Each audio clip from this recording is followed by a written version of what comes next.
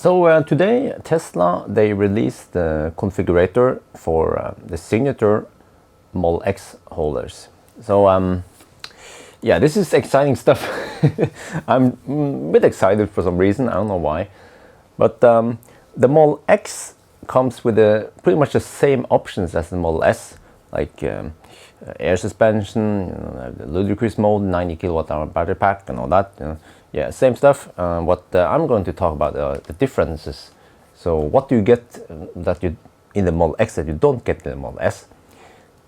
For once, it seems like the Model X will have all-wheel drive as standard. So as far as I know, you can't choose a Model X without four-wheel drive.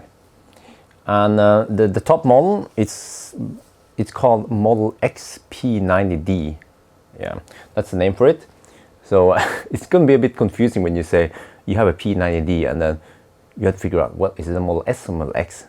So maybe people will start calling it X P90D and SP90D or something. I don't know. But anyway, so the Model X comes with some new features. I guess one of the more important ones are the tow bar.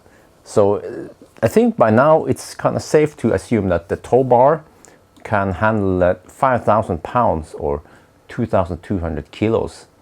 And it also has a software to, the whole car will monitor the trailer or whatever and figure out if there's a sway or something and automatically adjust the braking to minimize the sway. So you go, the whole stuff. So that's kind of cool.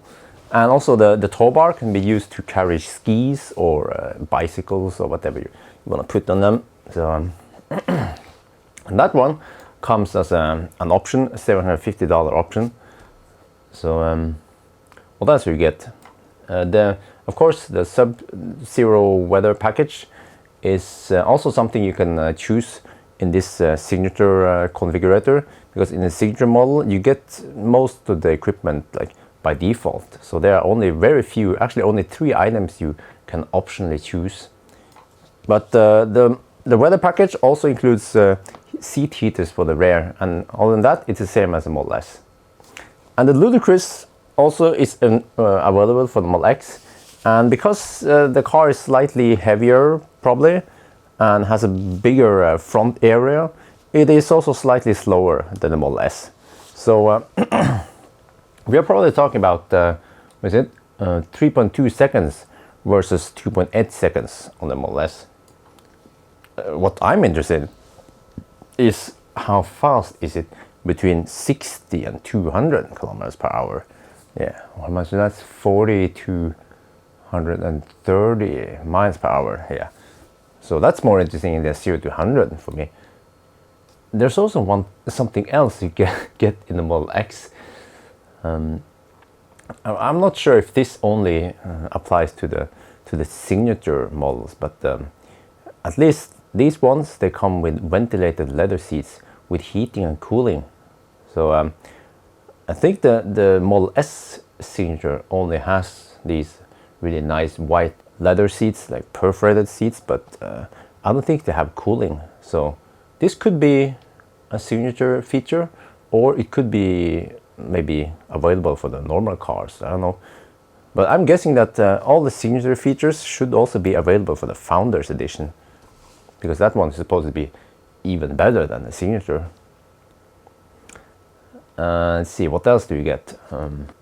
Okay, pretty much the same stuff as the Model S, but okay, well, also the colors are the same. You have all the colors that are available for Model S also available for Model X, and because we are talking about the signature, we also get the signature red. That's the only color, extra color. And as for the wheels, they actually come with, the Model X comes with 20-inch and 22-inch. That's huge, freaking huge. So yeah, I don't know. I think the 22 is too big in my opinion. So I would go for the 20-inch. more comfort, better economy and all that. And the interior, yeah, I don't know what happened, but because if you look at all the videos that have been posted of Model X, the pre-production cars, or well, I would say it's probably not like a prototype. It must be further than that, some kind of beta stage cars. And those cars, they have adjustable headrest, and they have a different, like, looks like a newer next. It's not. It's even beyond next generation. It's like Model X seats, and then for some strange reason in the configurator, it has Model S and seats that looks exactly like Model S with a few differences. So did they really change it? I mean, are they going to put Model S seats in the Model X? Because I like the Model X seats. They have adjustable headrest, and it seems like also the second row is reclinable and all that.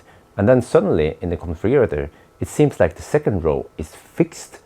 So I read on the Tesla Motors Club forum, there's a long thread about this, like almost 40 pages.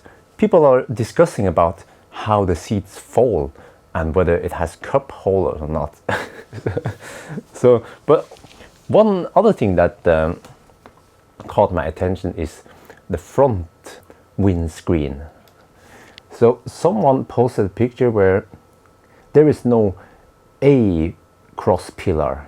So which means like you get this almost like huge panorama front windscreen or something.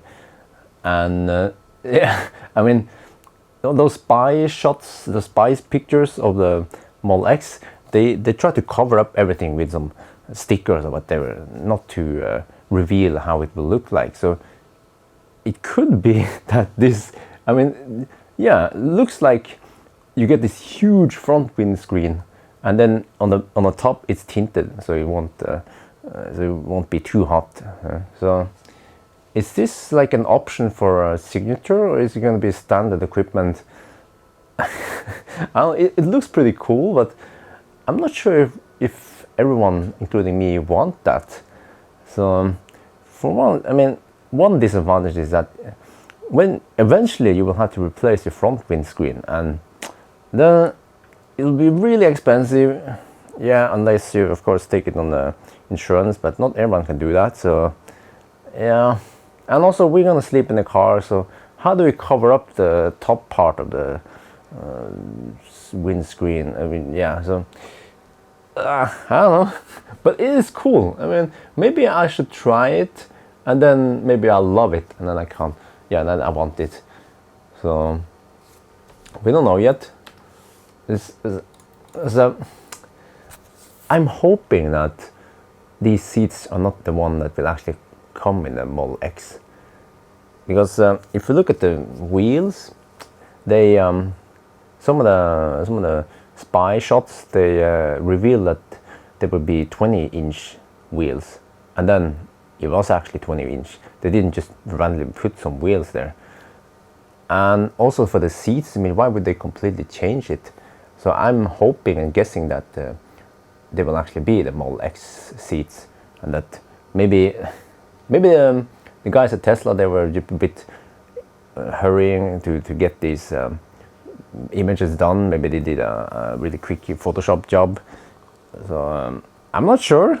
So we'll see in a couple of weeks. Hopefully they will update the configurator, and maybe also let regular reservation holders starting to configure their cars and all that. So it's gonna be interesting.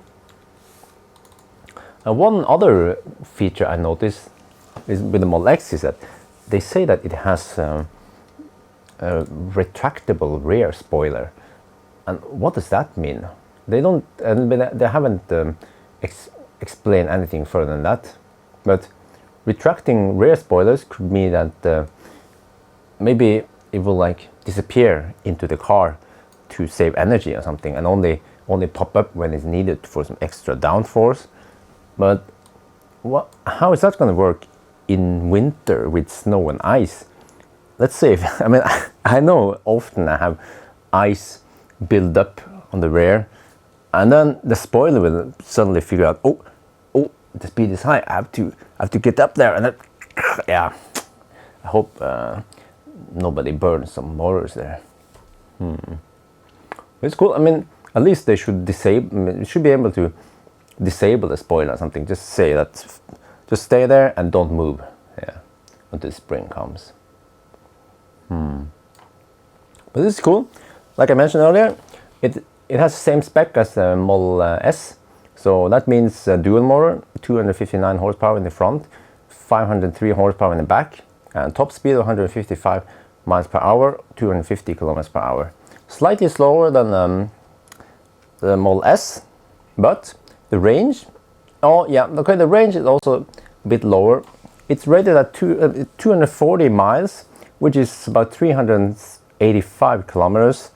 And people have been saying, no, that's similar to a 70D or 70, Model S.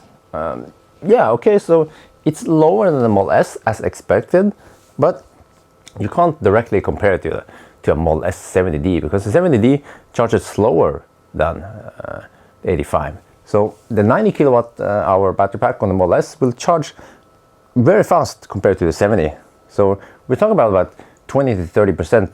So in reality, I think it's not that bad. I mean, you will get from supercharger to supercharger, and if you're towing something heavy like a boat, a car or something, then you have to go slow anyway.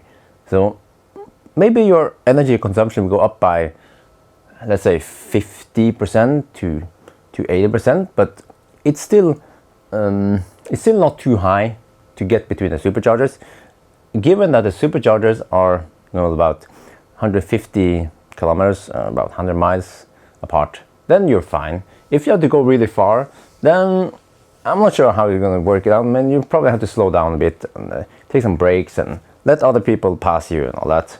So, but again, these are just speculations because there are no production car Model X out there yet. So we'll see when it comes out. As for the pricing, it seems like the Model X will be priced pretty even with the Model S. That's a bit unexpected, because many people were guessing that the Model X will cost about 10 to 20% more than Model S. But as far as it looks like now, it's about the same price. So a top spec Model X will cost about $145,000.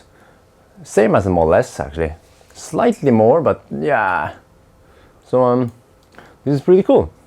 We're gonna pay attention and see how it's gonna be in about a couple of weeks.